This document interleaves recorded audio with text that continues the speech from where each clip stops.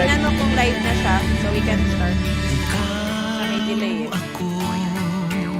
Sabay tayong Kapunta mo na ako sa sa Facebook. ng hapdi at kirot hanggang There you go. Okay, yan, nakita ko na. Live na. sabay tayong Alright, good afternoon everyone. Welcome to Good Vibes Sunday here in HitRadio 100.7. Wow, it's Green Day for me and DJ Marvin. I feel so good. Now I believe that green will really lift up your spirit. Good afternoon, DJ Marvin. How are you doing? I like your jacket. Good afternoon, DJ Gail. It's been a week since actually it's been 2 weeks since the last talk. Yeah, Kumusta? I miss you so much. Okay lang naman. I was very, very busy for the last 2 weeks. Ang daming changes, ang daming nangyari. But I'm so happy to be back with you here. Hindi kulang ang linggo ko pag walang Good Vibe Sunday. That's so true. Right. That's very true. And I'm also looking forward every Sunday with our regular show because it uplifts me everything that I get to talk to you and I get to learn from our audience and then from our most especially from our guests as well. So Yeah. before anything else, hello everyone. Welcome to another episode of Good Vibe Sunday with DJ Gail and Marvin. I hope everyone is having a good time. Right. Yes. It's a pleasant afternoon. From where I am, it's eastward, so The view is actually great. It's not very sunny, so the weather is perfect. It's good for strolling. So That's really nice. But I hope everyone is safe. Right. Well, there's a Delta virus, COVID virus that's raging on. I hope we all get to be safe. That's true. Okay, That's but true. this episode of Good Vibes Sunday is quite very special because it's going to be a lot of wisdom Wow. that we'll be talking about, especially for those aspiring professionals, and they will surely learn a lot. And I myself will is very much excited because I'm sure I'm going to learn a lot because our guest is one of the most loved and respected HR practitioner in the country today. Wow. She's a Lucky personal here. friend. Yes, and you know what's good about our guest is that every time I am with her, every time that I talk with her, every time that I see her, there's that certain charisma and aura that she has that will make you think that everything is all right. And for me, that is one of the great traits of an HR practitioner. Yeah. So That's right. I can actually relate that's because I've been working for a why few I'm years very then for much HR.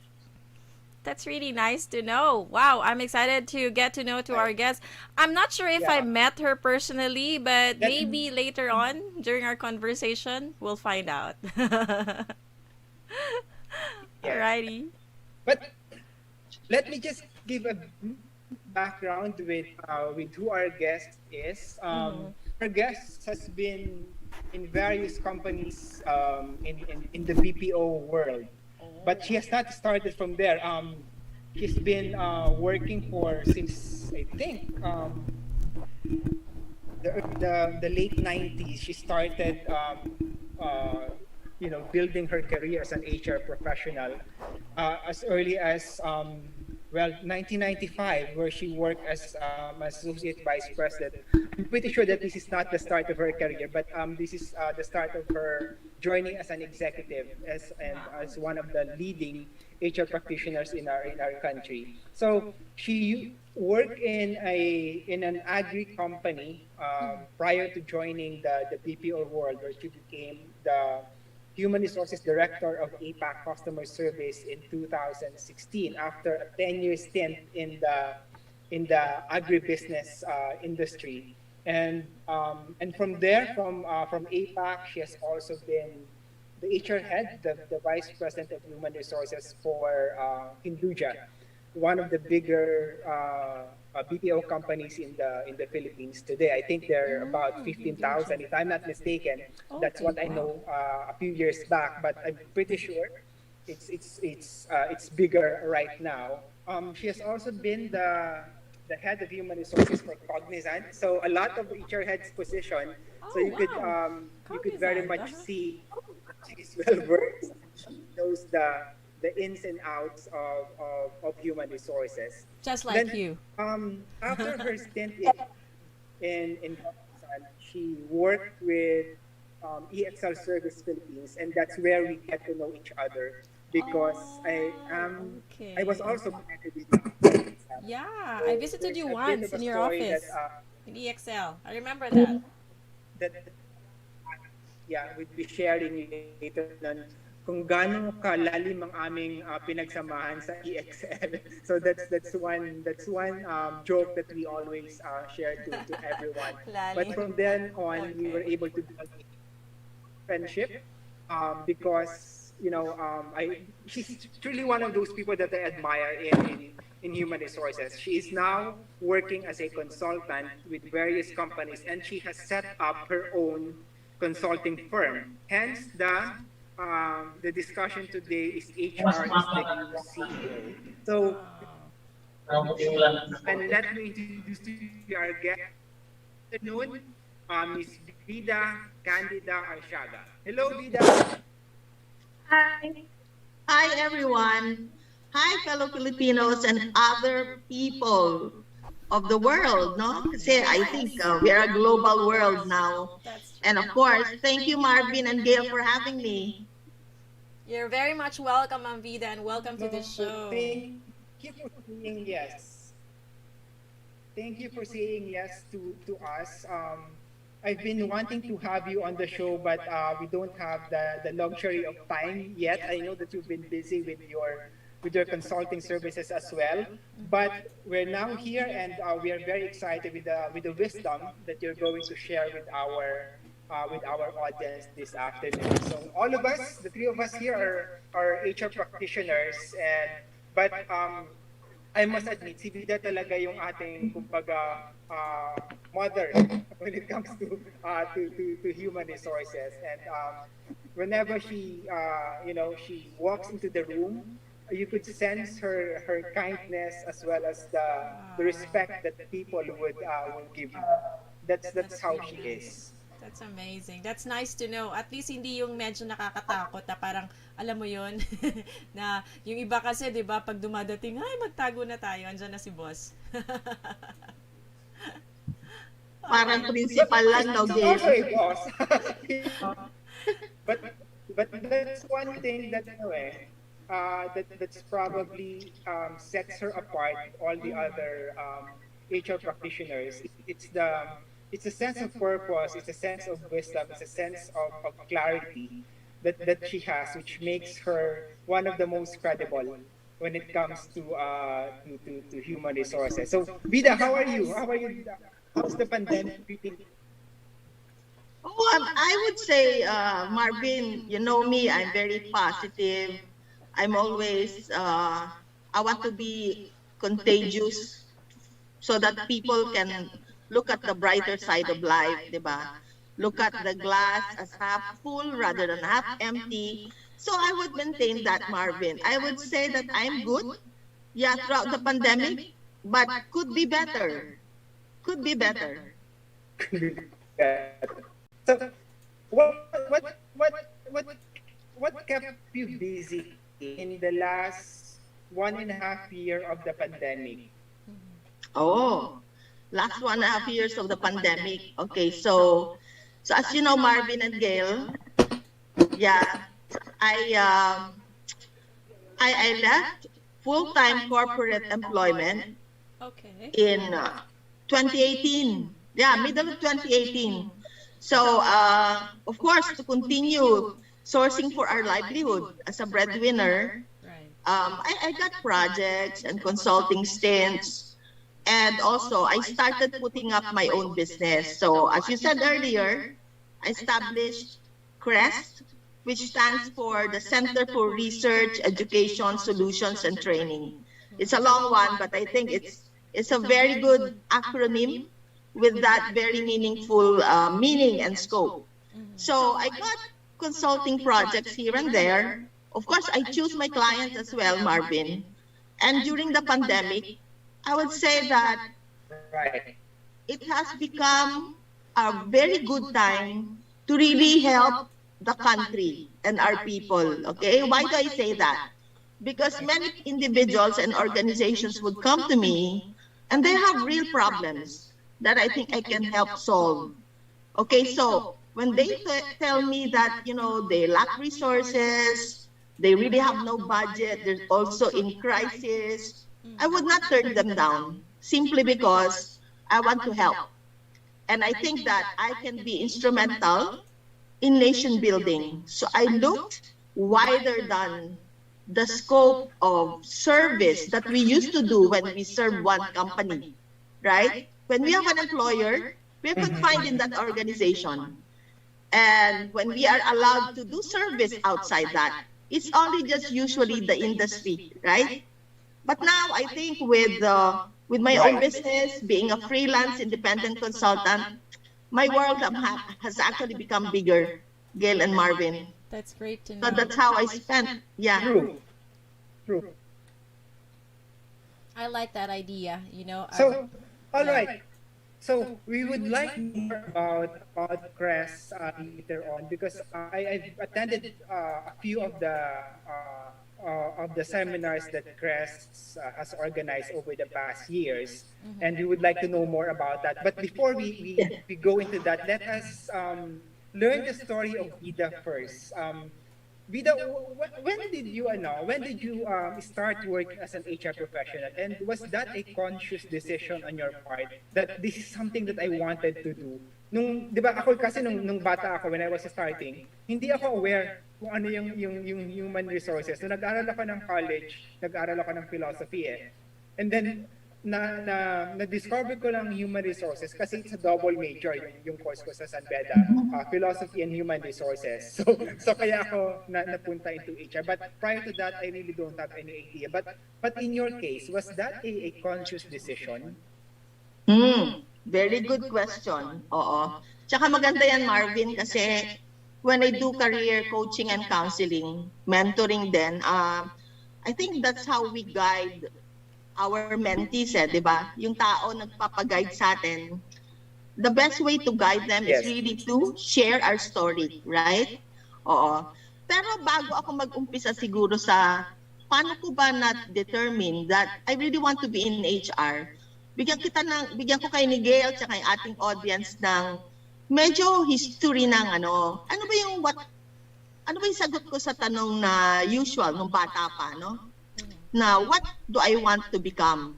Or what did I want to become back then, no? Yeah. So, unang-una, Gail and Marvin, and everyone, siyempre prom-D po ako, no? From the province. Okay. So I hail from Lingayen, Pangasinan. Yeah, that's my hometown. Yeah, pareho tayo. Taga dyan From ang Zamboanga mother. City naman. Taga dyan ang aking mother. Okay, so I'm a very proud alumna of Pangasinan National High School. Yeah, a really good public school, no?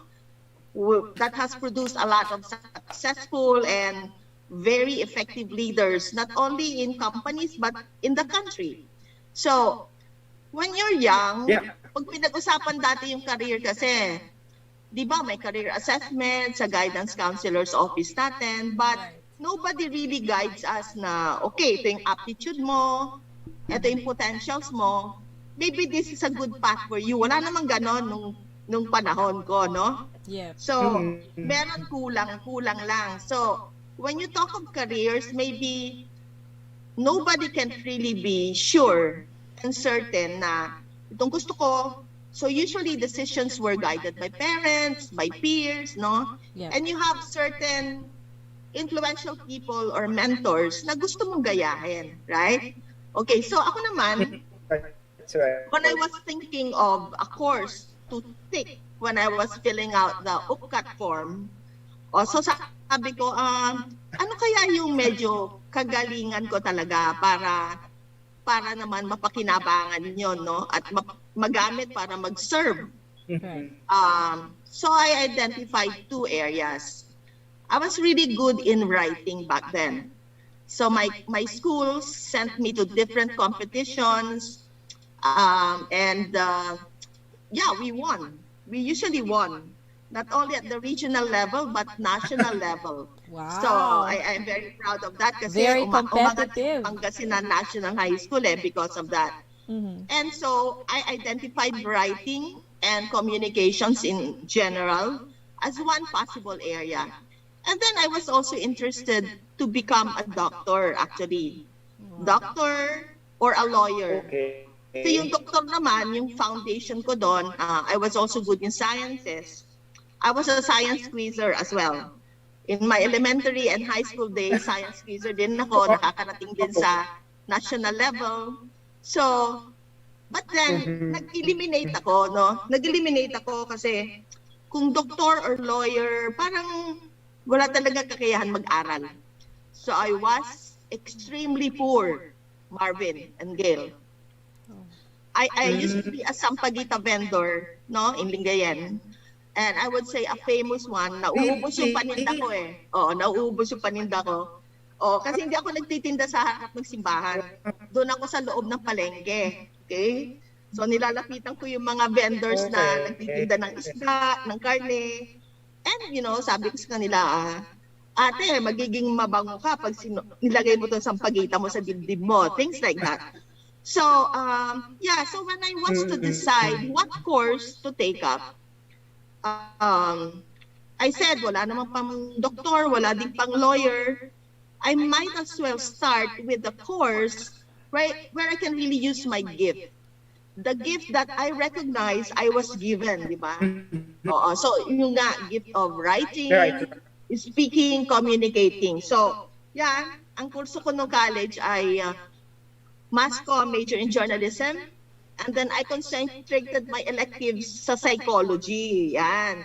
Wala sa hinagap ko yung HR na yan. Because, during those days, personnel manager yan eh. Alam mo, yan ang taga-hire ng tao, taga-tanggal ng tao, taga-sweldo ng tao. Ganun lang kasimple, di ba? Yeah, okay. So, I was a scholar ng bayan. So, I took it up from UP. And I was a real scholar. Without the government support, I wouldn't have attained my education. So, nagpapasalamat ako sa lahat ng benefactors ko, sa edukasyon ko. And then after college, syempre, di ba, pag journalism major ka, graduate ka, ang unang typical mong maiisip yung media. Media, TV stations, dyaryo, ganyan. Yan pumunta yung mga lahat ng batchmates ko halos eh. Or PR agencies, advertising agencies. But then, nahirapan ako magpa-interview eh. Kasi, nahirapan ako magpa-interview simply because I realized kung wala ka di masyadong connection, parang naghihintay lang yung application mo eh. Hindi gumagalaw.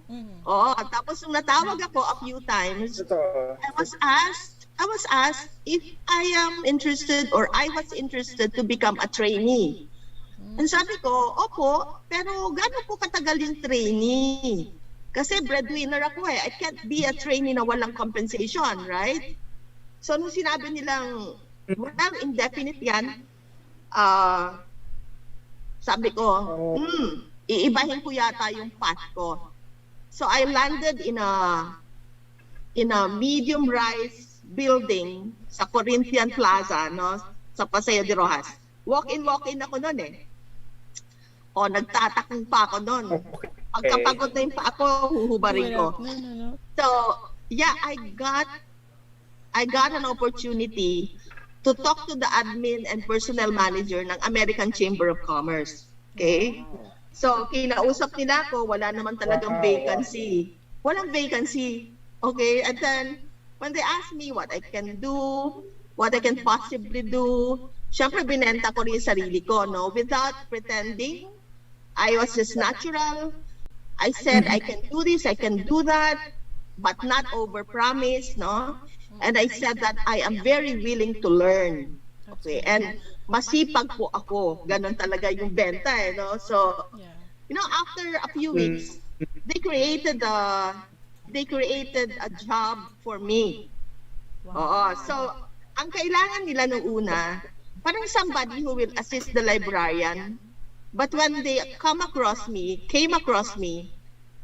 they invented that new part of the organization called Public Affairs Coordinator. Yan. So medyo nag-match siya dun sa aking That's ano, di ba? American Chamber. HR ngayon. Oo, at sa course ko. Okay, so how did HR come about? In my job with the American Chamber of Commerce, so we met with CEOs and consultants of the various U.S. multinational companies doing business in the country. So kamiting mo dyan, mga CEO ng Procter & Gamble, CEO ng IBM Philippines, CEO ng Colgate Palmolive, lahat ng multinational companies. And then, nagka-interest ako dun sa ginagawa ng HR consultants nila. Okay? Because I watch them deliver training programs for leaders and executives. Sabi ko, parang maganda yun. Maganda yung ginagawa nila. So, I found my path when I met a couple who are consultants of Colgate Palmolive Philippines. And I asked them kung pwede nila akong turuan. Yeah, and they were very generous. I consider them as my inspiration, my mentors. Although later on, nasaktan ko rin sila kasi nung iniwan ko sila, parang nagtampo ng konti. Yeah, but I always say, I'm grateful to them kasi sila yung nagbukas ng isip ko na HR is a very valuable career and it's not really a thankless job. No? Many people would say that. I would say, Marvin, based on your experience then, di ba na, it can be a very well-paid job. If you're good at it, may diskarte ka. And it's not a thankless job. It is not a thankless job. So actually, I get to pick up a lot of golden nuggets from what you have shared to us in a short span of time. I was touched by your story that hindi ako aware dito that you were a sampaguita vendor before. So I think that is something that that everyone could be proud of. That coming from that background, and yet you are already at this stage of your life. I wouldn't say just career, no, kasi it encompasses the totality of what you have done, and it's quite amazing talaga that with the right decision making, with the right perseverance, anyone could achieve anything they want, di ba? Yes. Kasi I kung totally ganun, agree. let's say yung nangyayari sa iyo, di ba? Pwede ka mapanghilaan ng loob na, okay, paano ko ba ito gagawin, yung mga ganito, ito lang yung resources ko, ito lang yung ano. But in your case, you're able to show that as long as you are able to, parang do the best that you can and have that sense of purpose and to provide for yourself and your family, you could always achieve things. Pero, That's really true. Vida, I wanted to understand it better. During that time that I can imagine that it was a struggle. Where do you find your strength?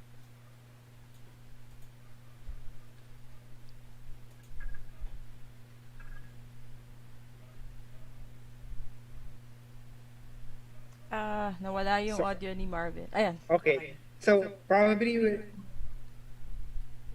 all right. So I was just thinking, given the struggle na, let's say, coming from Pangasinan and then becoming a Sampaguita vendor and then venturing out into college, I suppose, and then you are a scholar. In all of those experiences, where do you find your inspiration? Where do you gather your strength so that you'll be able to get through anything that comes your way? Yeah. Okay, yeah. So, maganda yan, Marvin. Oo. So, ako siguro, from my very small family, no? Ang liit naming pamilya kasi, syempre dyan ang tatay, nanay, tas dalawa lang kami magkapatid, no? So, yung sobrang kahirapan talaga na naranasan namin. Yun ang ginawa kong inspirasyon para gusto kong umalis doon, gusto kong makaangat doon. Okay? And I told myself, pag nakaangat ako dito, I can show the world, I can show my kababayan na mahihirap din that education is really the key to alleviating poverty. Okay, that's one. Right.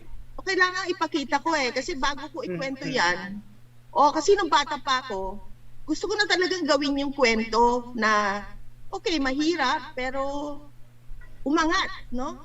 And umangat doesn't necessarily mean na yung magkamal-kamal ng pera na marami, no? Or maging politiko, mataas ang katungkulan, ganyan. Basta makaahon ka, tapos pag kumikita ka na ng more than enough for you, makakatulong ka rin sa iba. Yun talaga yung gusto ko mangyari. And then of course, family. Nakita ko yung hirap ng mother ko. Oo, yung kahit saan magluluto siya, ipagluluto niya yung kahit sino para lang magkaroon sila ng magandang party with great food. Tapos yung bayad niya siguro, ewan ko lang, maliit na maliit noon, no? Sabi ko, kailangan makatikim yung nanay ko na magandang buhay. Yan. Tsaka yung kapatid ko. Okay, and then of course, as a scholar, siyempre may utang na loob ka, di ba? Sinong nag-scholar ba sa akin? Siyempre, Right. UP, the Philippine government, and it was hard, no? Meron talaga kaming grade requirements, Gail and Marvin. Hindi siya pwedeng yung naglalakwat tsaka or pa-easy-easy ka lang, no? Life was really hard. Yeah. Social life mo parang halos zero yan. Mag-aral kang mabuti, magsunog ng kilay, ika nga. Yeah, kasi Buti your na lang vacant makapal yung hours, di kilay ba, you ko have to, your vacant hours, you have to serve, di ba, the school. Oh yeah, Yun yeah. yung kapalit ng being a scholar. Oo, not only that, Gail. Syempre, I was receiving stipend.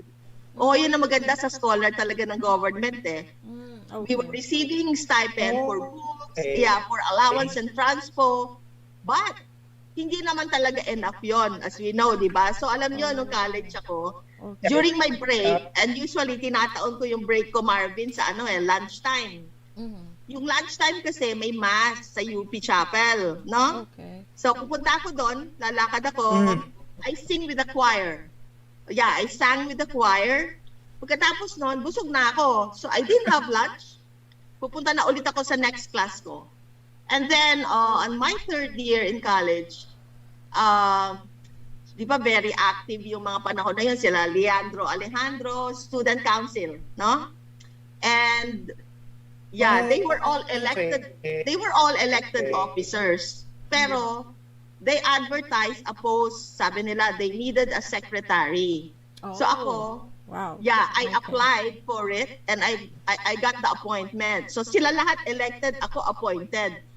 Oo, wala silang sweldo, ako meron. So for the few hours na vacant ko or kaya sa gabi, I would, write resolutions, ganyan, sinusulat ko yung gusto nilang i-publish.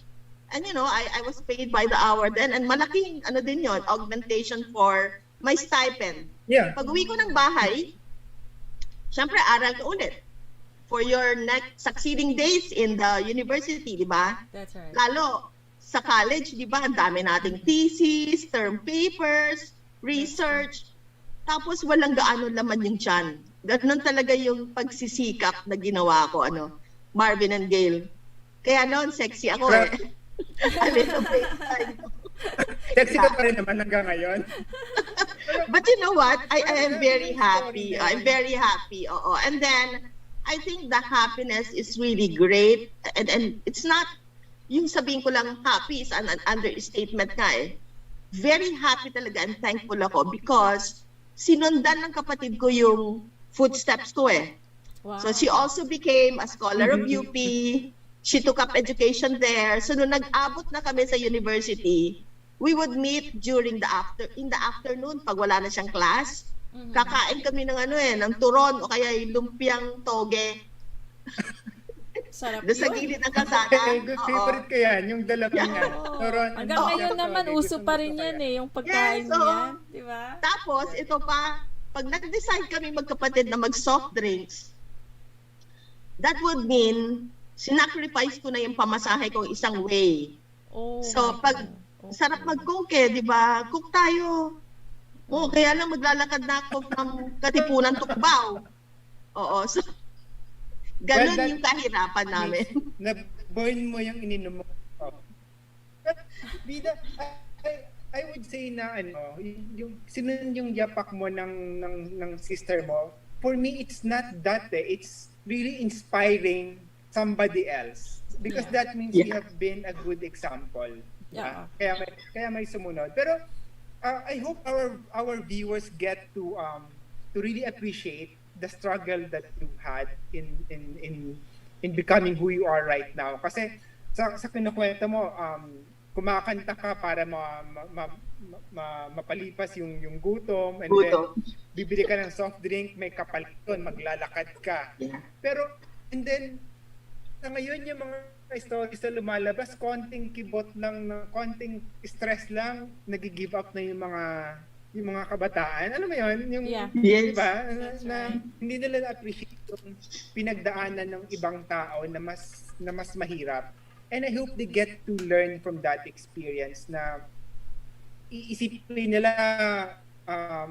depressed na sila kasi walang wifi or something like that. Oo. Or sobrang lungkot na nila kasi yung kanilang mix is not working. Or hindi ako makapag Facebook ngayon, malungkot ako, something like that. Pero, I mean, and then yung iba, bumagsak halimbawa sa exam or na-terminate sa trabaho, parang it's the end of the world already. Yeah. But I really hope that they to appreciate your story so that they will know that here is somebody who has undergone so much more difficulty in life and yet was able to overcome that.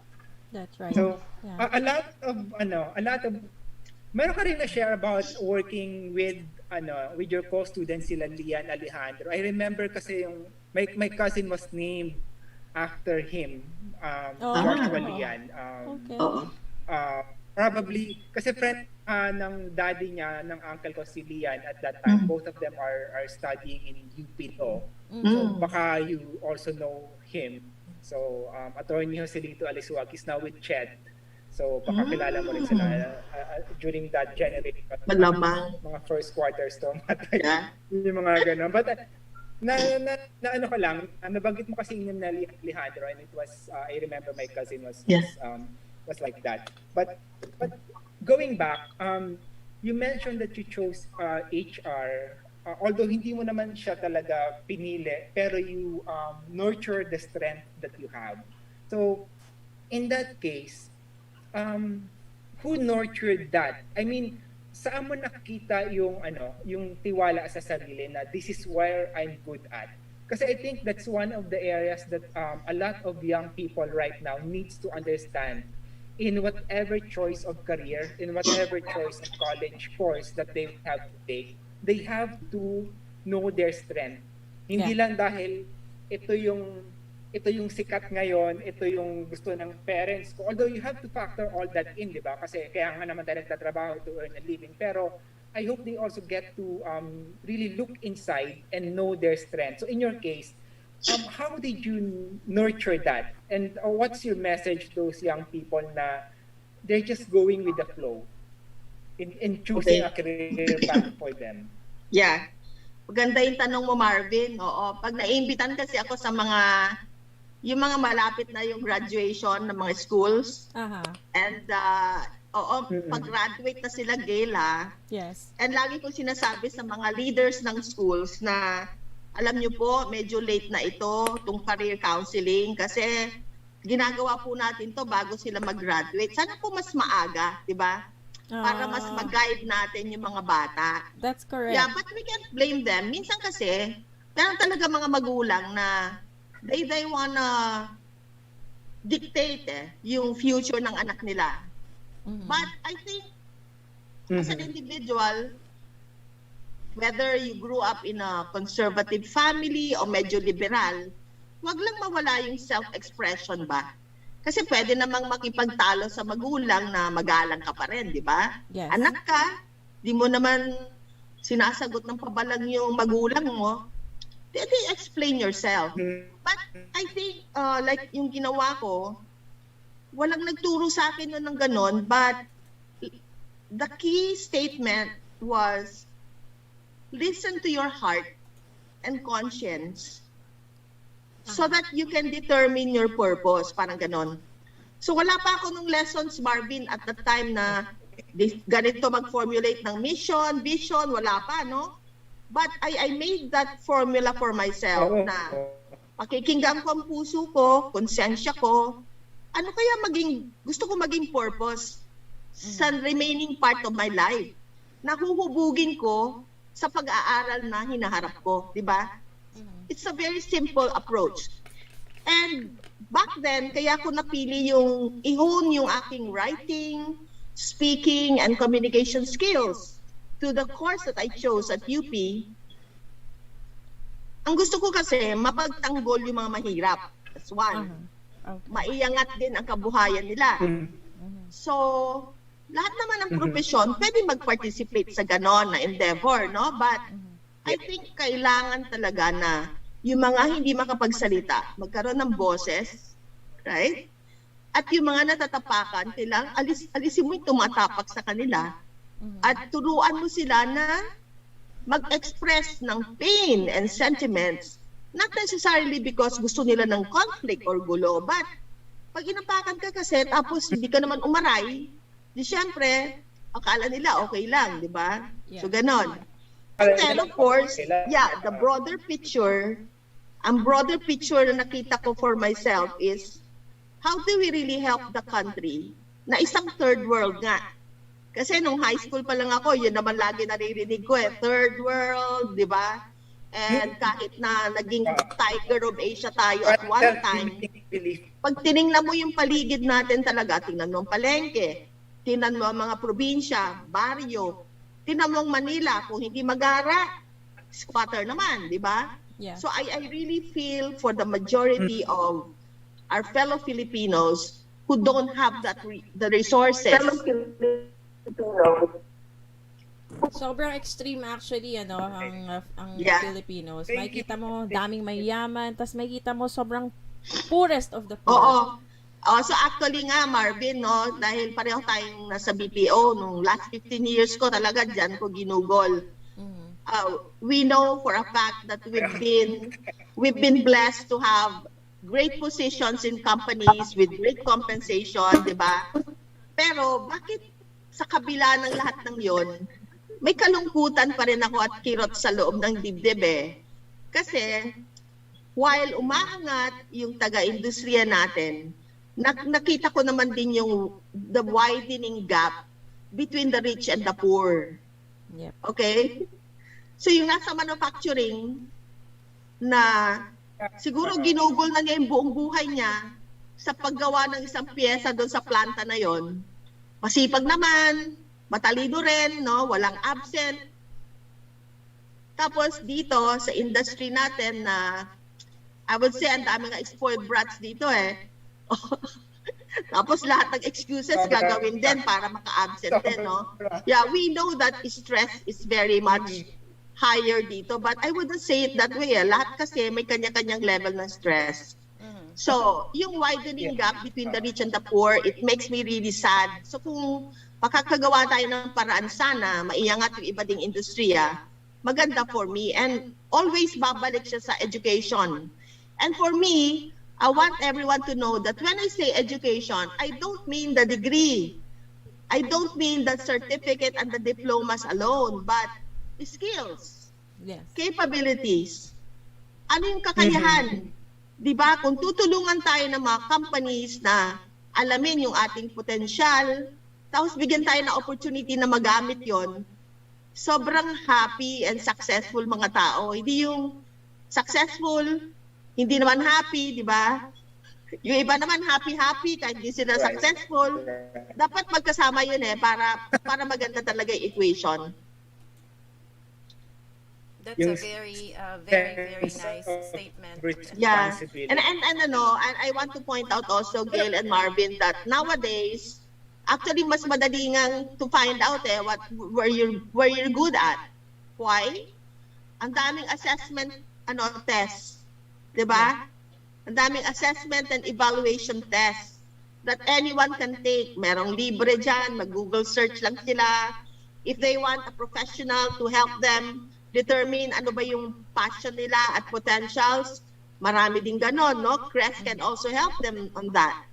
Tapos pwede ko silang i-connect sa mga providers ng mga test. Kasi ang mas maganda ngayon, Marvin and Gail, you have an objective basis na, okay, nag-test ka, lalabas talaga yung ano yung aptitude mo. Aptitude, ano yung potentials mo, and then ima-match mo yun dun sa, ano ba yung tinitibok ng puso mo na gusto mong gawin, gusto mong maging layunin sa buhay. And I think with the service or the help of a career mentor, mas madali ngayon actually.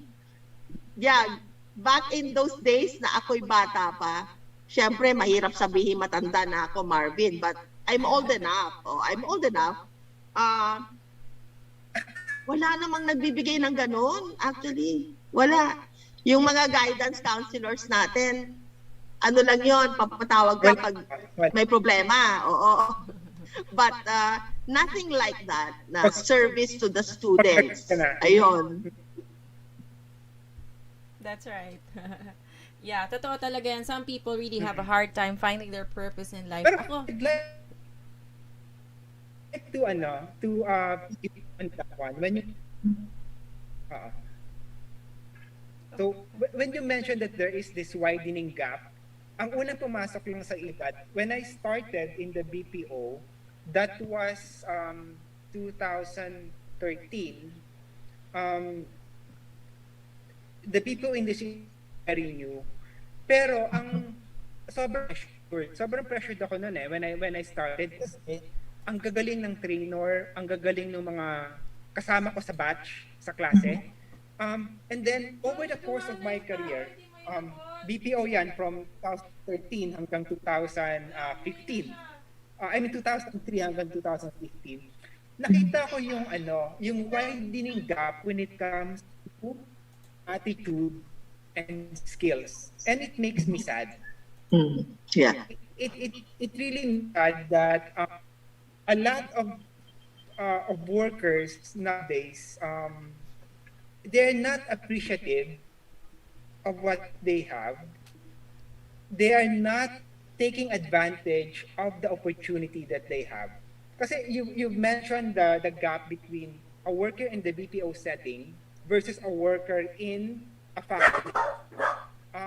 Sobrang laki ng difference kasi pag nasa BPO ka, bibi ka dyan air condition, free coffee, free food, ngayon free transportation. Lahat ng benefit na maisip mo nandyan. Ang salary mo, hindi ka bababa ng 20,000 for a starting position. Yeah. Diba? Pag kinumpara sa isang working in a factory, sobrang laki ng difference. And then, our colleagues are not able to appreciate that. Hindi nila ma-take advantage of that opportunity na. And that's why we are losing that competitive edge that we have as compared with other countries. Kasi ngayon, ang taas natin mag-demand ng stock. Yung mga, let's say, yung workers nowadays, ang expectation nila when it comes to salaries, sobrang taas. O sige, ibigay na natin yun na may ganun sila expectation. Pero tapatan mo ng skills at ng aptitude. Diba? And sometimes nagkukulan we just basically demand and yet we don't put in the necessary amount of work to deserve what we are demanding. And I'd like to wala tayong magagawa dun but what we can do, and I think this is also what you're doing, is we share what we know so that others can be inspired that, hey, work a little harder so that you'll be able to deserve and appreciate all the good things that comes your way. Especially in your case, with the story that you've shared, it's basically that pinaghirapan, pinagpaguran, pinagplanuhan, lahat ng kung ano man na meron ka ngayon. And I hope everybody is like that. It would have been a better country. A lot better than a country than where we are right now. Hindi yung konting sweldo, konting 13th month, mag-travel, bibili ng bagong gadget. Totoo yan. Pag mas matitinong bagay much better nga kung isave na lang. Diba? Kasi, diba, parang sayang sayang. And then yung iba, mag-a-apply sa ganitong trabaho, aalis after 1 year, aalis after 6 months, lilipat sa ganitong trabaho of the same position. Ano yung natutunan nila sa una nilang work versus pangalawang work nila? Wala and it's sad na pumapasok lang weldo. Hindi nila iniisip, okay, 1 year na pala ako nag-work, nasa na ba ako ngayon? Ano na ba yung na-accomplish ko? Ano ba yung goal ko by the time I reach 30? Sana may mga ganun, no? That is why we came up with this particular show so that we tell the stories of other people so that it will inspire others to do the same. And that is why we have you on this show. And I think that's a wonderful story that you have shared. That's really true. So, I really like the story of dami ko lang nasabi. But, yeah. Yeah, thank you, Marvin, for appreciating my story. Actually, ano siya it's a really moving story Hindi siya yung typical, I would say. Talagang ano siya, it's one for the books. And I'm very blessed to have that kind of life because bukod doon, Marvin, di ba, alam mo naman yung iba ko pang naging struggle sa health, sa work itself, di ba, yung yung nga lang simple lang na yung sinabi mo, gusto kong pick upin yung Marvin, yung we should deserve the compensation or the pay that we get. Yeah. Kasi isa yun sa mga prinsipyo ko. Isa yun sa mga prinsipyo ko sa buhay. Alam mo ba, Gail, Marvin, during my whole stint with the industry, IT BPM, I rarely spent holidays. So kung lahat ng fellow executives ko, they went on vacation, sa Holy Week, maganyan, lahat ng holidays. Alam mo na, absent yung mga yan. Kasi asahan nila, ang operations lang naman ang papaantan ng business.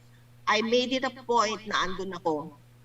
Kasi tinuturoan ko din yung mga teams ko na dapat visible tayo and we should be there for the operations and the clients. So, guys, sabi ko, if we cannot be visible if we are not there. That's right. So, I sacrificed my holidays.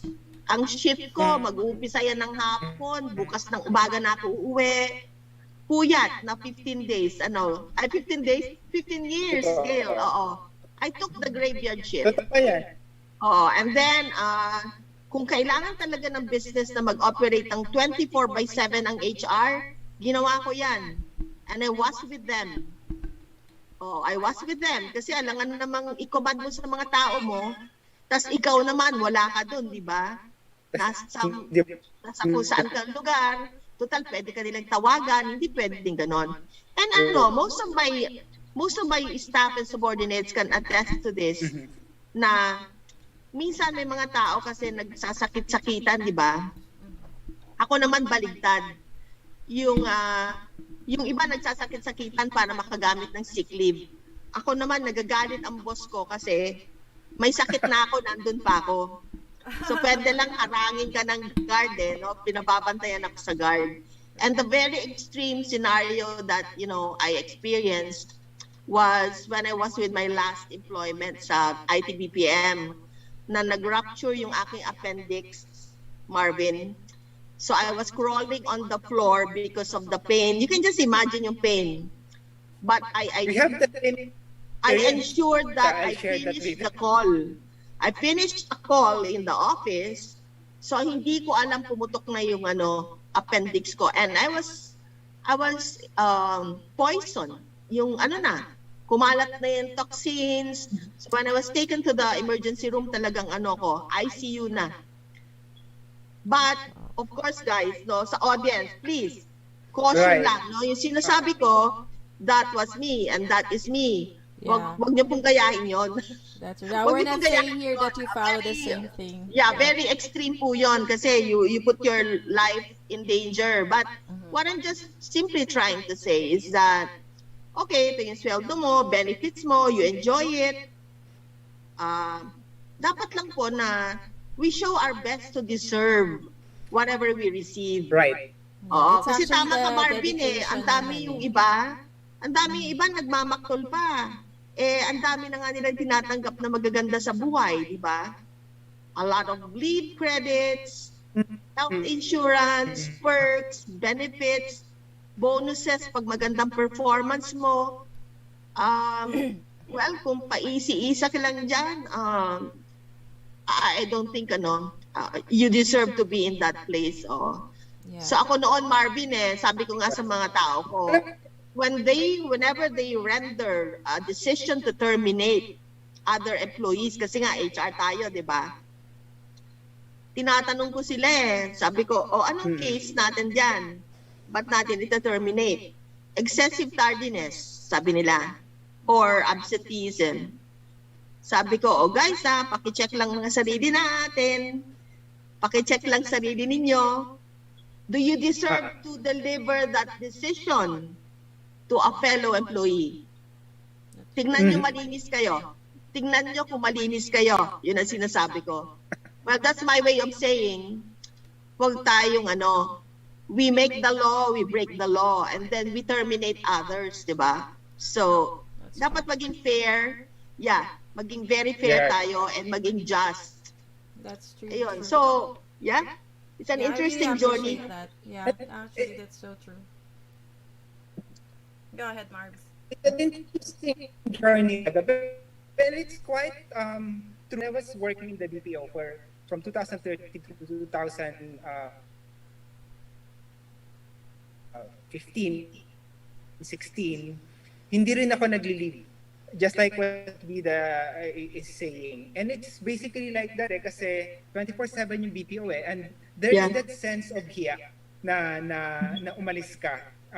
And knowing that operations is and it's not for all kasi katulad ni Vida nag-rupture din yung appendix ko. I've had appendicitis then and I remember that was now in our office here in one corporate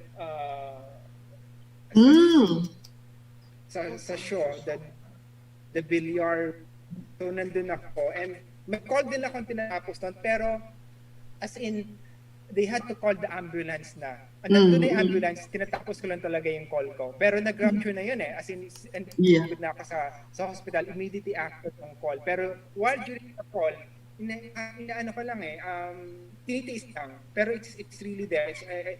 I was poisoned as well. That's why I had pahe dito sa side ko. What's going on in my mind there is that, again, it's not for everybody. Prioritize your health. But then again, siguro that just like Vida, that's what made us, it's an example of what made us climb up to where we are. There's a lot of sacrifices that we had to take. That's really true. I really see your, both your dedication. Yeah, both your dedication to the work is really admirable. So with that, let us go into your HR career. So sige, would you like to, Marbs, would you like to greet these people sa live before you continue? May mga nagpapa-shoutout sa live. There's a lot. So before we get to the career path as an HR from Sky, so alam ko ano yung kanyang unang job sa HR to becoming head of various multinational companies. So let's greet first a lot of our audience. Canvario, hello. He's also HR professional. I think he's working with PayPal as an HR business partner manager, if I'm not mistaken. The Angkot is also watching one of the earlier guests that we have, OD practitioner. We also have here, as well. So a lot of them are. Meron din from Saudi Arabia, si Darlene Manzano. Oh yeah, Darlene. And then we also she's have watching, and thank you daw Ang daming fans, si Miss Vida. Si Cat's Okay. Passion is also So- here. JP Del Castillo Belvar, also here. Hi, Jello JP. Ronquillo. Yeah, So Jello Ronquillo says hello Marvin and Vida. And shout out, Hi, Jello. yeah, Canuel, Panganiban Mark, and also Van Lee. I think they are also from the BPO industry or HR. They have you could ask them Gail later on if or you could type it there if they have questions so that we could read them later on. But for now, I would really want to understand what separates Vida from the usual HR practitioner. So Vida, if you could share with us, how did you start and what made you? What are the things that you did so that you get to become I would say in generic terms the HR kasi marami namang maraming HR practitioners. Siguro tayo mag-i-start tayo halimbawa 10 kayo sa isang team. Not every one of the people will become HR head, di ba? But so what does it take really to become one? Yeah. What does it take? Okay, so yeah, medyo marami yan, Marvin, no? But I would like to quickly identify kung ano yung differentiators, no? Kasi pag sinabi mong HR leaders, practitioners, marami naman talaga yan eh. Ang laki nung talent market, I would say. So marami diyang iba, they took up, Right. I'm talking of the current market, no? Talent market.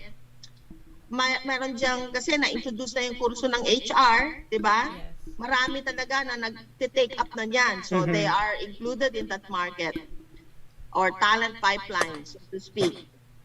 Meron din yung mga psychology majors, di ba? Yan ang dating pananaw natin eh. Dapat psychology ka. Well, it can still work. Pwede pa naman yun. And it still works. Meron din maraming lawyers who are getting into the HR profession. Maraming policy, philosophy, Marvin, marami din, no? And I would say that this is a multidisciplinary career, yung HR. So kahit na doktor ka, nurse, pwede ka rin maging HR leader. Because for me, human resources, people yan eh, Right. di ba? And I always look at how to slice and dice my general purpose into 3 levels, no? Meron akong national level, meron akong industry level, tsaka enterprise level. So, I always look for the national agenda for people development. So, pag nakita kong medyo malabo yan, siguro hindi nagawang magbuti ng ating government or walang masyadong marunong na mga leaders na nagde-declare kung ano talaga yung purpose natin as Philippines, medyo wag tayo nang mag-umasa na makokorek natin yon. But however, we can contribute to making a very clear purpose and define a way or channel by which we can contribute. Diba? Okay. And then ibababa ko yan sa industry level, inaalam ko yung ano yung challenges ng industriya na to. Ano yung growth potentials niya, how fast it is growing, anong klaseng mga tao kailangan nito, and then doon ako pumapasok para i-bridge yung gap between the industry and the academe. Okay? Kasi 'di ba, usually sinasabi natin, ang laki naman ng skills gap. Yung mga estudyante from the schools, they're not ready for work. Pero 1,000 speakers na nagsabi niyan, Marvin. Ano kaya kung kumilos naman tayo, no? Instead na magreklamo, gumawa tayo ng paraan, di ba? Okay, and then, at the enterprise level, syempre you choose an employer as HR head, director, or VP, you choose an employer. I think this is the main differentiator between me and others, no? And ito talaga nakita ko eh. When choosing an employer, maski nung bata-bata pa ako, others tended to choose organizations with big names, great brands, di ba? Hindi na ako magbabanggit kasi masyadong marami. Ibig ko sabihin, yung pinipili nila yung company na sobrang stable, reputable, nandyan na ng 150 years, mayaman, ang produkto in demand, tapos yung brand talagang sobrang taas ng reputation and image. Palagay ko, sabi ko, pag dyan ako nag-join, papasok ako dyan, lalabas, pareho lang din naman yung organization na yan. No? Walang magbabago kahit umalis ako. Okay, so, what I'm saying is, I chose to join small and medium-scale companies na medyo may problema sa identity, ganyan. Medyo unstable, medyo hindi okay ang pamamalakad, ganyan. Bakit ko ginawa yon? To really be instrumental and contributory to the growth, to the development and transformation of those organizations. So, instead na sasakay ako sa pangalang malalaki ng kumpanya, I chose to be one of those people who will build that company's name and reputation by giving importance to its people and making that company grow, successful, and thrive. I think yun yung isang major differentiator ko from the rest. And I think I was able to achieve that. So dati-dati, pag left and right may offers ako, Gail and Marvin, Yeah. titingnan ko mabuti yun eh. Magulo tong company na to O magulo. Pati yung CEO hindi ma-explain sa akin kung ano yung history, tapos yung mission vision parang unclear. Sabi ko maganda. Even the job maganda description, di ba? Hindi ma-explain. Sabi ko maganda to. Oo. So, throughout my whole career, Marvin and Gail, when I was not yet with the BPO industry, I chose to be part of a manufacturing company. Manufacturing company yan ng baril tsaka bala, firearms and ammunition. Saan yan? Armscore ba yan? Yes, Armscore. I was the manpower development and communications manager of Armscore back then. Dalaga pa ako noon. I know So very bakit well. bakit ko pinili yon? Uh-huh. Okay, mainly for 3 reasons. Siyempre maganda yung offer na compensation, di ba? Pero biniyahe ko yan, maalikabok, katabi namin ng Fortune Tobacco, hinihika ako sa ihip ng hangin, but I still got the job. Why? I want to show that a woman leader or employee can contribute to a company's growth and success. Okay. Bakit ko nasabi yon na kailangan pumasok na isang babae dyan sa Armscore? It was a male-dominated workforce. Yeah, that's true. Being firearms and ammunition, di ba? Yes. Ang taas ng dyan, ng machismo. Oo, so Of course. I think we were just about 10% na female employees. Yeah. Tapos among the managers, 2 lang kami talaga managers na babae. So iba yung challenge, di ba? Yeah. So, naabutan nyo na po si Ma'am Gina, si Lieutenant Colonel Gina, ang angko. Yeah. Oo. Okay. And then after that, I took a job also in the agribusiness sector, di ba? Yun nga, sinabi mo Marvin, na the owners, the founders of that agribusiness company are dear to me kasi yung isa doon, isa sa mga anak nila, used to be a college classmate and friend na talagang sobrang naging mabait sa akin. Oh, okay. Oo, sobrang naging mabait as in pag nakita niya akong wala akong pambili ng gamot, kasi back then, na-anemic ako, ganyan. Wow. Alam niya, walang-wala ako. Alam mo, aabutan niya ako. Sobrang mabait. Oo. And then, bilang pagtanaw ng utang na loob, yun yung ba't kinuha ko yung offer. So, I traveled from Better Living Paranaque to San Mateo, Rizal. Okay. Every day, Gail? Wow. Because I was That's offered so the job na toxic yun, Assistant Vice President for Human Resources. So I could very well get other options na hindi ganun kalayo, di ba? But I think I came and joined that organization for 3 main reasons. Una, utang na loob na gusto kong tanawin at ipakita ang pasasalamat. Number 2, the agribusiness sector was challenged by globalization at that time. Okay. Nung una kasi ang yabang natin sabi natin, yung mga itlog, manok, hindi naman mai-import yan, di ba? Paano nung pumasok na? Pumasok sa Philippines. And then ang presyo nagagalaw na because of imported products, di ba? Yes. Sabi ko, we should redirect the business strategy of this organization. Tapos may union din ka.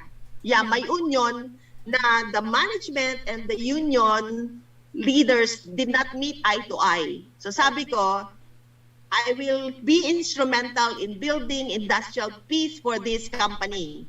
Okay. So yun ang mga motivations ko. The goals are like huge. Parang pangarap siya. But it became possible. Okay, and of course the third reason was, it was a great break. To be the AVP for HR of an agribusiness company na family-owned, na hindi ka pamilya, hindi ka membro ng pamilya nila, is a great opportunity. Kasi outsider ako So that meant that, they needed my skills and my capabilities so that mag-evolve yung company na yon.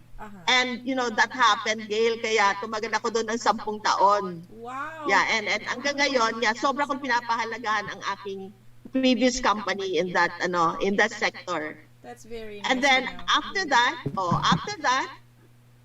nung I was offered career opportunities in the IT BPM sector, ganun na yung prinsipyo ko. Magjo-join ako not because sobrang laki ng company na pag nag-join ako, mawala ako, bale-wala lang naman di ba? I really want to matter. I am anxious to matter. Dapat pag pumasok ako dyan, meron akong maiko-contribute. And pag lumabas ako dyan, may legacy ka na iniiwan. That's Yung right. kwento mo magiging part ng kultura ng company na yon. Yes. People there will not forget you. And I always say, when I leave companies, I don't leave companies just for the sake of greener pasture somewhere else, but I expand my family. Ganun yon. Great to know. Siyempre, compensation is always a motivator as well. Yep. Kasi when you're supporting a lot of people, aside from your family, siyempre kailangan mong kumayod ng husto, Gail and Marvin. That's true. Yeah, money naman always follow So you just really have to do your thing first, diba? Your job and your dedication, your passion, being professional. Has been gainful. That's Gainful in terms of wisdom, learning, friends, colleagues, Yes. and compensation, di ba? So, yeah. So I So, hindi always- ako mayaman po, no? Hindi po ako mayaman, but I would say that umunlad talaga ang buhay, umangat, at saka nakakatulong na rin sa ibang tao. So, ayun ang nagpapasaya sa akin talaga. That's wonderful. But that, your story is really inspiring. I heard several stories like that, similar to yours. And talagang, alam mo yon, nakakatuwa at nakakatulong talaga sila actually, especially when you're down. Kasi ako, I experienced the same thing, although different yung story natin. But, I came from a really poor family as well, when my parents broke up. Talagang, I stayed in the province and, na-experience ko rin yung mga ganyang hirap. Less lang yung pagbebenta ng sampagita kasi hindi uso yung sampagita sa province namin. Yeah, but I tried selling mga sampalok, mga, mga fruits kasi yun naman ang marami. And I struggled also when I was in college because I was a working student. Kaya I know how it feels. And that's why when I started working, I really valued yung work ko. Kaya lang, ako naman, I'm a people person pero I'm more of the media.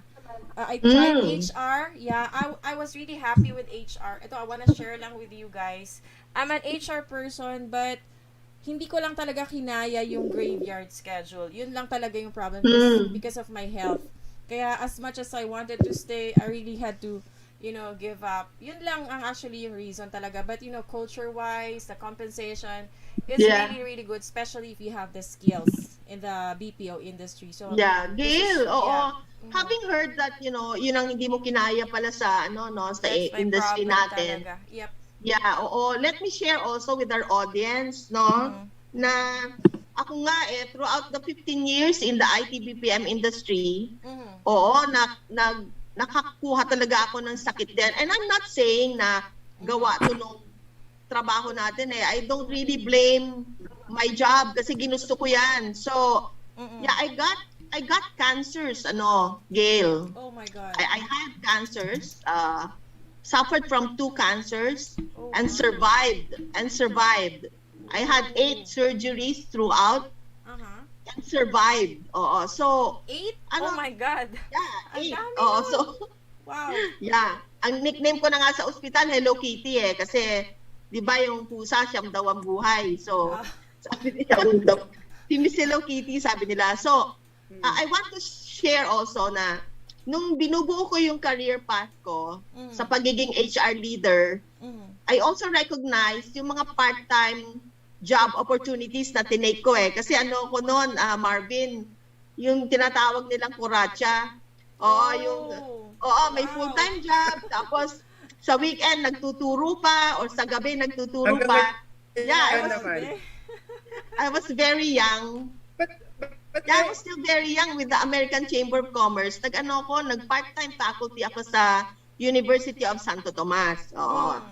So doon, naging, ang hinandle ko, thesis writing classes for all the courses in the AB department. Oo. So andyan yung mga behavioral sciences, sociology, andyan din ang com arts, mass comm. So lahat nung majors na yon, nahawakan ko sila sa thesis writing. No, I was very young then. So natuwa ako kasi syempre yung writing skills mo na-apply mo and you shared the skills with people, very young people. I checked their problem statements, yung lahat ng thesis outline nila. And habang ginagawa nila, I was advising them. And then I prepared them for defense, di ba? So, masyadong rich yung learning ko from my students. Understatement yung sabihin na they learned a lot from me. Well, that's one. But mostly I learned from my students. So, thank you UST for giving me that opportunity, no? And then, nung nakilala na ako ng mga CEOs ng iba-ibang multinational companies, meron na nagbibigay din sa akin ng mga extra projects. So, aside from my full-time job, Vida, can you do this for us? Ganyan sila. So, I was once a consultant of ER Squibb and Sons Philippines Corporation as well. Squibb, yung vitamin E. Do you know that? Yun. Ang ginawa ko naman for them, so they have a union and then they have a newsletter. Tawag namin doon, ugnayan para magkaintindihan yung management tsaka yung workers. Okay. So I helped putting up the newsletter. So may ko doon, parang retainer fee consultant, di ba? Wow. And then, unti-unti, dumadami nakakakilala sa akin. Nako, yung sideline ko talaga, Marvin and Gail, I never stopped. But I made sure of one thing, na hindi siya magko-conflict with my full-time employment. Yun lang naman masasabi ko. Okay. Right. I needed money, di ba? So, kung kulang yung kita mo, edi dagdagan mo kung paano ka kikita pa. Yeah. Hindi yung nangungutang ka kasi kung sino-sino, tapos kung sino-sino ang hinihingan mo. Ano yun? I think through my childhood until now, yan ang isang strength. Yung never manghingi. O kung nangutang man ako noon because nagipit dahil nagkasakit ang nanay ko, kulang ang savings ko, ganon. Yeah. Pero yung sabihin mong manghihingi-hingi ka lang kasi wala kang pang-grab, wala kang pang-bili ng damit, masyadong masyadong mababaw. No? So, yeah, I am used to giving rather than receiving. Pero lahat po nung nakatulong sa akin all the way, kahit po 20 pesos lang binigay sa akin, or lumang damit, lumang uniform sa high school, ano po yan, tinatanaw ko utang na loob sa lahat. And I connect with these people to repeatedly thank them for the goodness that they have shown me and my family.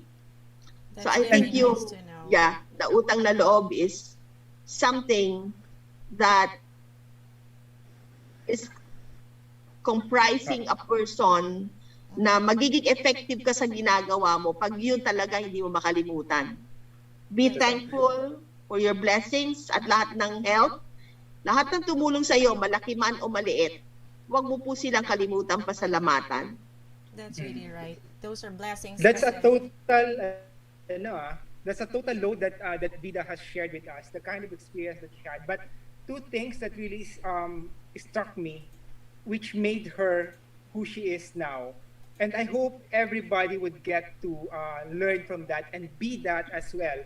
First is that when she said that whenever she chooses a company, whenever she would join a company, she wants to matter.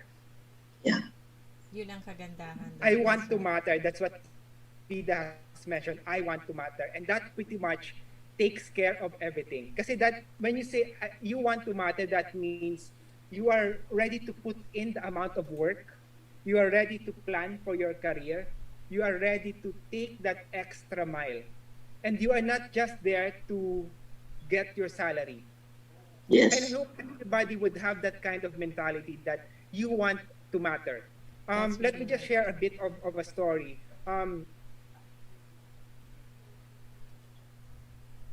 When Nawala I na joined siya. one of the world's biggest company and the top company, I was happy, and then suddenly I left after 2 years. People don't understand the reason why, and it's also true with what Vida has shared that in bigger companies, you will be there to manage. You will be there as a passenger.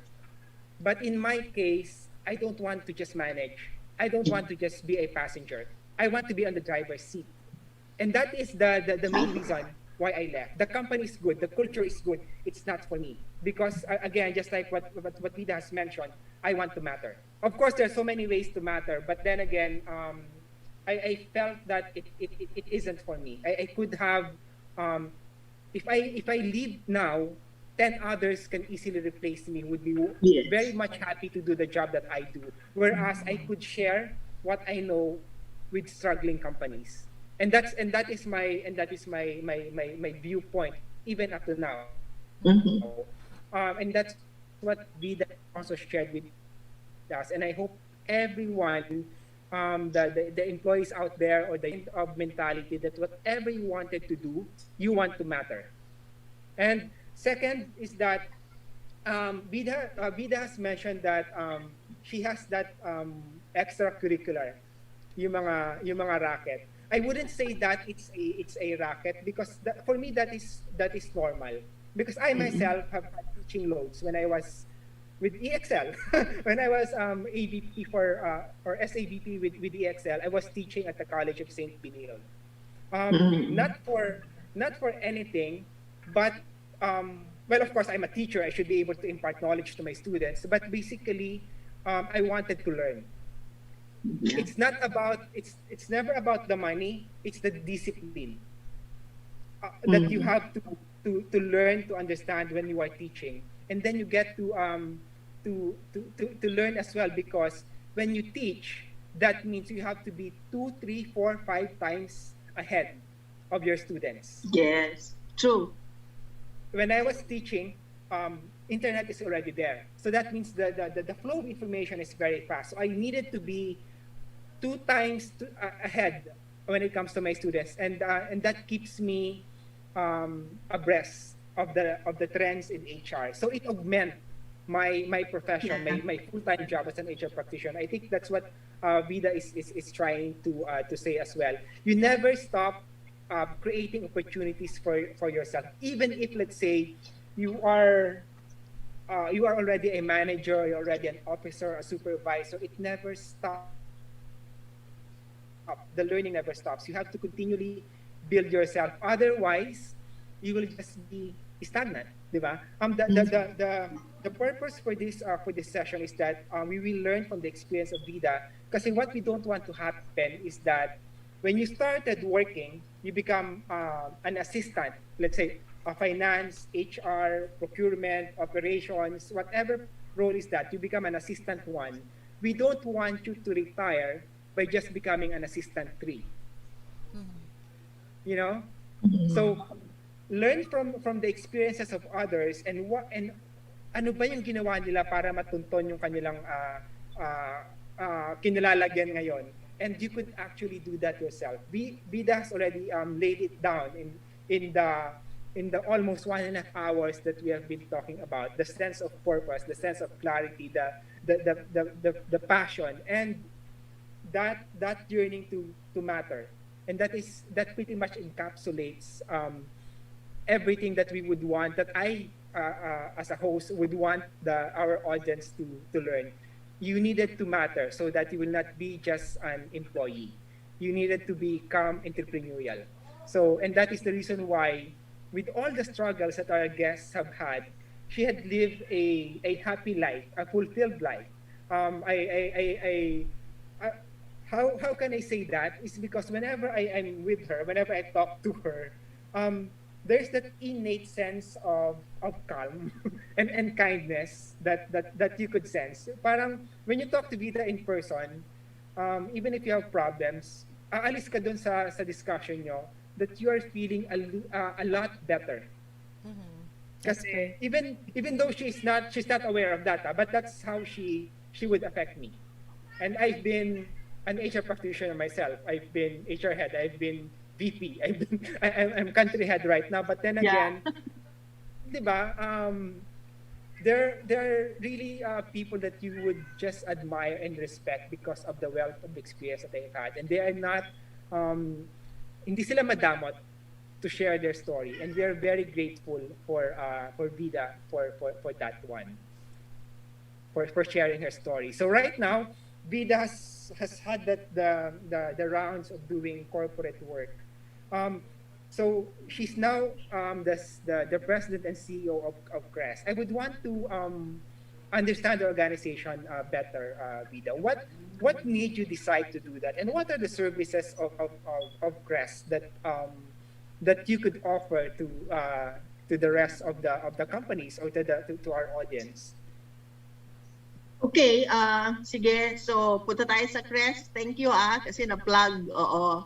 So, of course, CRES needs a lot of help, especially yung mga pagtitiwala ng mga tao at saka companies na subukan naman itong aking kumpanya na nag-uumpisa pa lang. Kasi yun ang mahirap Gail and Marvin no? When you're starting, That's right. They ask me, sino na naging kliyente mo? Ilan na naging kliyente mo? Sabi ko nga po, nag-uumpisa pa lang kami, di ba? So, but I'm very thankful to a few clients na nag-umpisa na magtiwala sa amin at nagpatulong. So, as the name says, Center for Research, Education, Solutions, and Training. Carefully chosen ko lahat yung pillars na yon.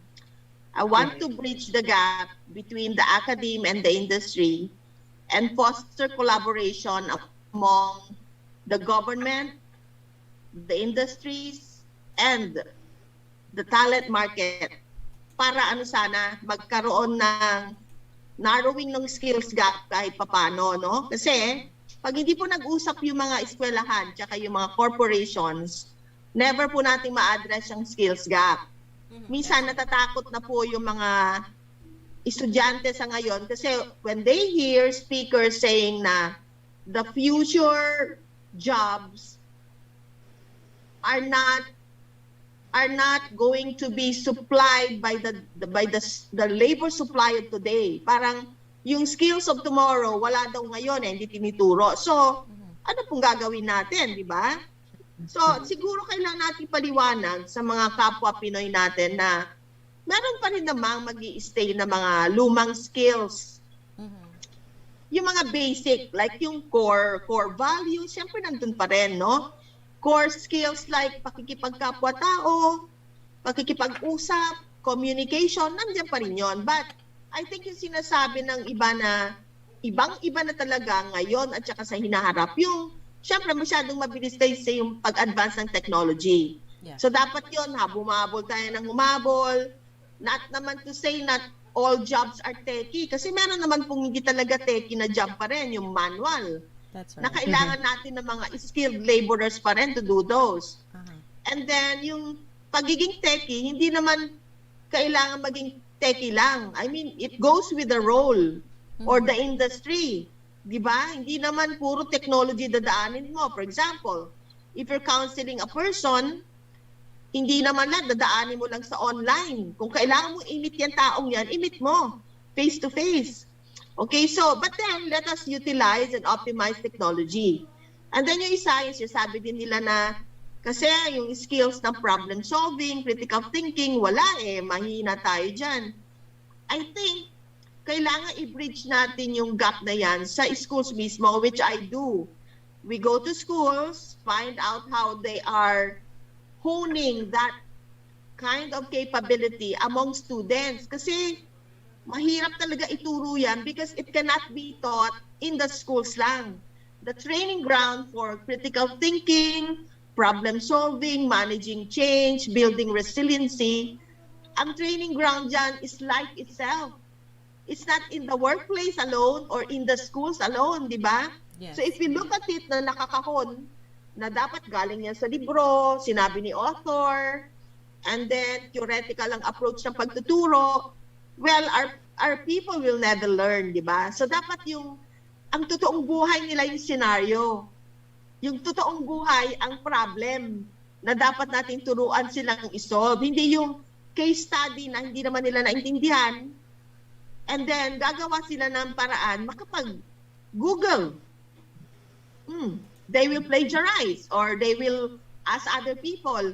In that way, medyo hindi sila natuto masyado, di ba? So, yung CREST, Gail and Marvin, so andyan din ang pillar ng research, education, solutions, and training. Yung apat na areas na yan, na-determine ko na dyan ko gusto maging anxious to matter. Oo. So research, I think we've lost the discipline in researching. Kasi nga, information is readily available, di ba? So gusto kong ibalik yung disiplina ng estudyante at ng mga leaders, mga empleyado na pag may problem, you ought to identify the problem statement, look at possible causes, solutions, back to basics tayo dyan. Tapos matuto tayong magsulat, di ba? Magsulat ulit tayo, hindi yung kopya tayo ng kopya kung kani-kanino, di ba? Quotations pa lang kopya tayo ng kopya doon sa mga sikat pa. Diba? So, let's create our own quotations, Marvin. Oh, and that's one project I will do. Yung kukuha ako ng 365 HR at practitioners. Tapos, each day of the calendar year, if you feature kita, Marvin, sa isang day. Tapos, I'll get your photo. Yeah, I'll put your photo, I'll get your quote, and I'll produce a calendar featuring HR leaders. So, isa yan sa mga project ko. That is a very educational, So, para sa mga bata, no? Yes. And practitioners. And then yung education, it's a big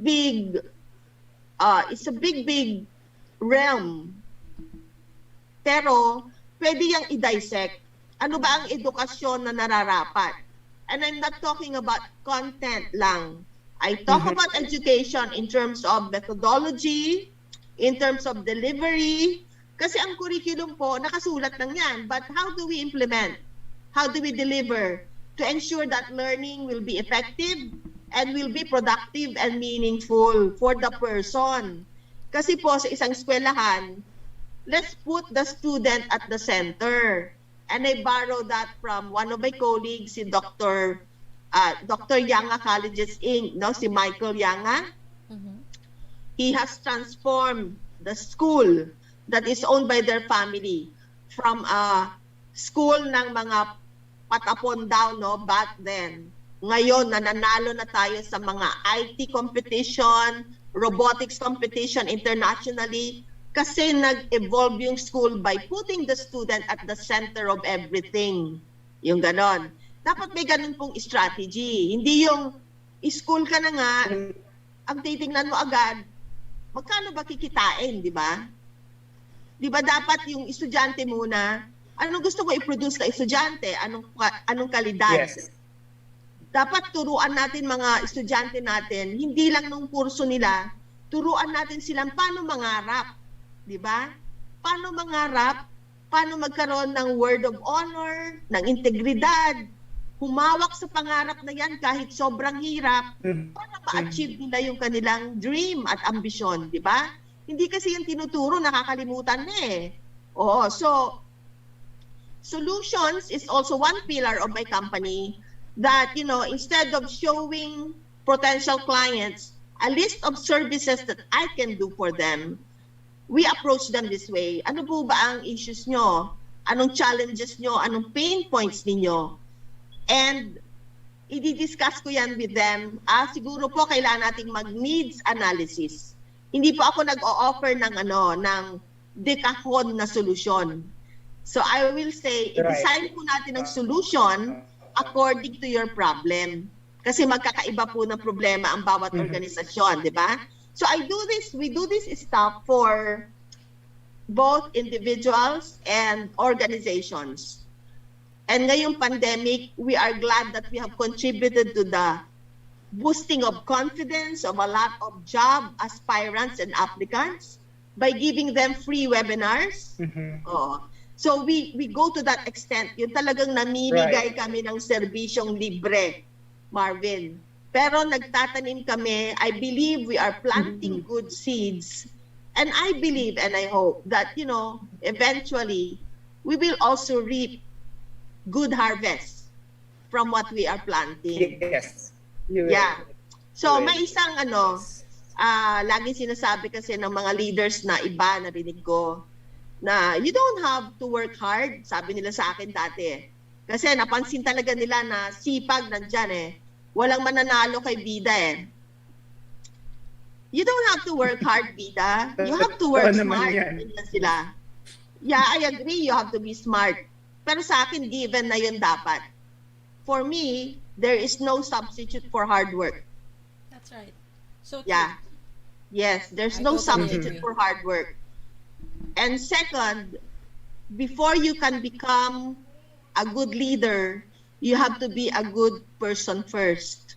Okay? That's true. Kaya yung aking adhikain na para sa Pinoy, hindi ko po ine-exipera ang ibang nationalities, pero paano po ako mangangako na matutulungan ko ang global business world kung kapwa ko Pinoy na nakikita ko ay hindi ko man lang kayang tulungan kahit konti. So yun ang aking paniniwala. Yeah, and then I think with all these small and little efforts, kahit paano po, I will matter. And when life is at its end or it has faded away, we will never really fade away.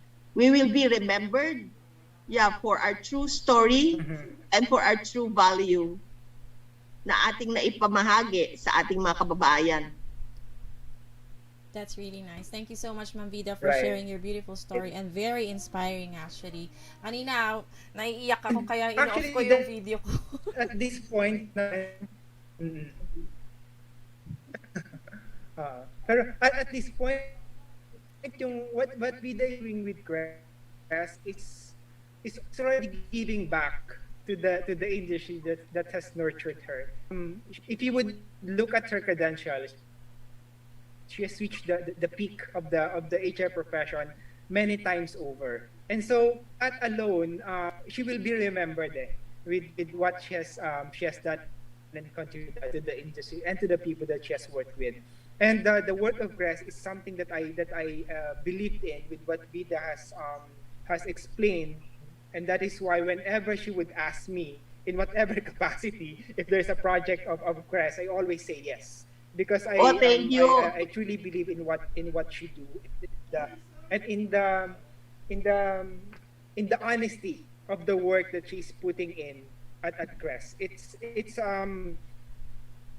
a consulting firm. Let's start.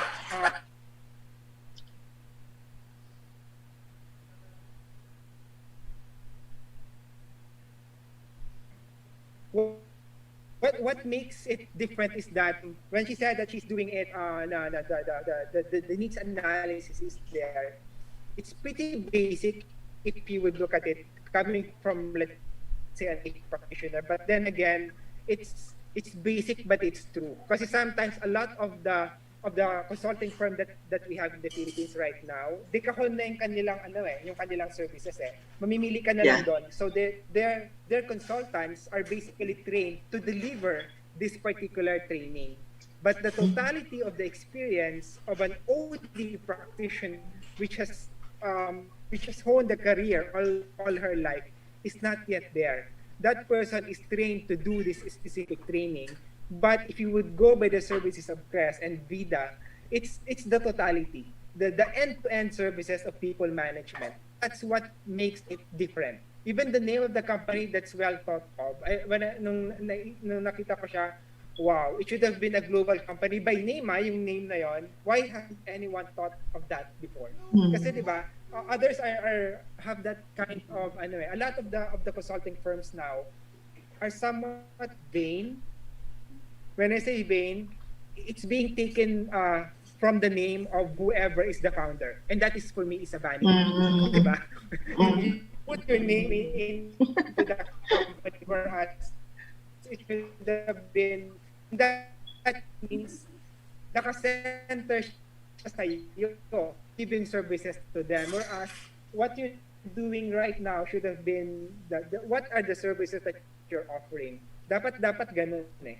And that alone is what makes us different from others. I mean, Vida is one kind of an HR practitioner. So her consulting firm, and I'm very lucky to have known her in my profession, even up to now, that both of us are in separate companies, are doing different things now. She's one of the few people that I look up to. One is, of course, Penny Bongato, my first boss in human resources, and then the other is Romel Moral, my other boss, and then there's Vida Arshaga that I always admire and respect, and I'm very thankful that she has shared her experience with us tonight, this afternoon. It's already evening now. It's almost 7 p.m. So thank you, Vida, for the generosity of sharing your wisdom. Thank you for having me, Gail and Marvin, and thank you to our listeners and audiences.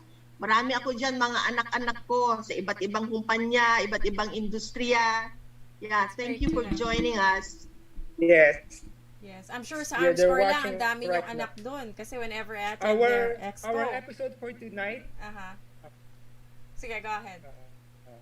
Our episode tonight is shared 24 times so far, and it's being viewed by 700 people. Congratulations! As of the moment. Good Vibes So Sunday. I'm pretty much happy that we have reached a lot of soul today, and I myself have learned so much from this session this afternoon. Thank you, Vida, for your generosity. Any last words to our audience?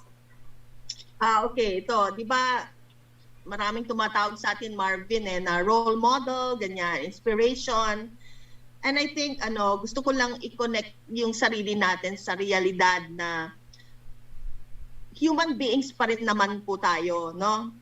So, hindi po kami perfect. Marami din pong mga ups and downs sa buong career journey ko, no? And nagkaroon din ako ng mga undesirable experiences, but I think ang importante doon yung when you break up or you are broken, you quickly pick up the pieces para maging buo ulit. Yon. So gusto ko pong encourage, bigyan ng lakas ng loob, lahat ng mga nawalan ng trabaho, naaapi sa trabaho, magpalakas at maging confident kasi walang iba pong tutulong sa atin kundi ang ating sarili. So change starts from within.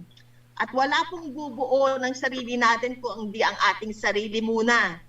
Okay? And then third, I think, na gusto ko iwanan sa lahat, yung career na tinatawag, hindi yan theory eh. Pakinggan po natin ang puso natin, anong gusto natin maging layunin. Kaya every time I conduct a personal mission vision session, sinasabi ko lagi, how can you contribute to a big organization's mission and vision? if ikaw mismo, hindi mo alam ang iyong personal mission and vision. That's hypocrisy, sabi ko. So, Right. always go back to yourself, Right. go back to yourself, reflect, listen to your heart and your conscience. Tapos, kung kahit ikaw na lang isang natitira na ang desisyon ng iba ay kakaiba sa desisyon mo or position mo, huwag kang matakot. Basta ang konsensya mo sinabi sa iyong tama yung ginagawa mo.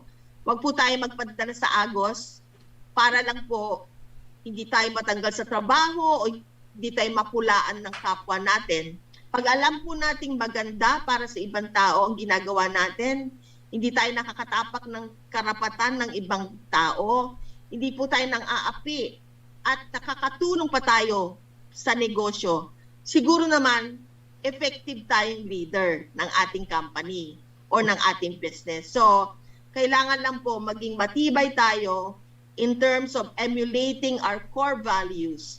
Kasi pag yun po ang nawala sa atin, sasabog talaga tayo na parang sinabugan lang ng bomba, sayang. Ang buhay natin po ay lilipas na walang kabuluhan. So, yan po ang iniiwan ko sa lahat. Yeah, make our careers and ourselves matter. Thank you po. Thank you. Thank you for that one. In a nutshell, make ourselves matter. That's what Vida has Yes. been telling us for the whole almost 2 hours of talk. And she is a testament to what she has been saying. She has rose from the ranks.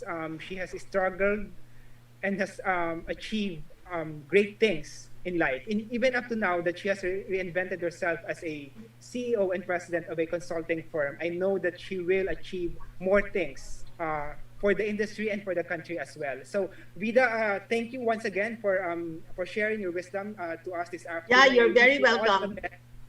I wish you all the best in CRES. And again, I've said this before to you. Anytime that you need me for CRES, I'm always there because I truly believe in what you do. Thank you. Thank you. Thank you very much, Yeah. Marvin Rodriguez. Yeah, thank you, Marvin. Thank you, Gail. Thank you also, Thank you Miss all. Vida. Yes, that's right. Let's really try to make a difference, especially in these times of pandemic, and be an inspiration to others. This has been Good Vibes Sunday, of course, with Marvin, Gail, and Miss Vida. That's HR in the new CEO here on Hit Radio 100.7 Manila. Please catch me on Tuesday for our Salad Master Tuesday with, of course, the boss chef, Rani Raimundo, together with Flor and Brian Sheetam out there in Edinburgh, Texas, and their wonderful kids who are also learning the Salad Master way. And, of course, with Myla Katibayan, my co-host out there in Edmonton, Canada. So please catch us at 11 a.m. That's Philippine time on Tuesday. And on Wednesday, we'll have OFM Wednesday. And our special guest will be Lucky Robles, the great impersonator. So also with Miss Myla Katibayan from Edmonton, Canada. Yeah, she's there actually taking a vacation. Also at 11 a.m. And on Fridays, we have our Mrs. Universe Philippines candidates. They are our guests every Friday until the end of August. That's in preparation for the Mrs. Universe Philippines Coronation Night on September 4. That's going to happen in Okada, Manila. Cool. I'll be there as well. It's going to be a surprise, and of course with Press Marvin and Press Jack. Again, my name is DJ Gail. Thank you very much, everyone, and I hope to see you on August 8th for the bloodletting activity here in our city. That's Summer Point Country Homes, Imus, Cavite. Maraming salamat po sa inyong lahat. Enjoy the rest of your Sunday, and God bless everyone. Thank you, Marvin. Thank you very much, Ma'am Thank you. Vida. Thank you, Mabuhay po everyone. kayo. Bye-bye. Thank you Bye. so much. If it is too loud, you're too old. Radio 100.7. From the capital city of the Philippines, on air and online. The station that plays the biggest hits. This is Manila's Radio 100.7.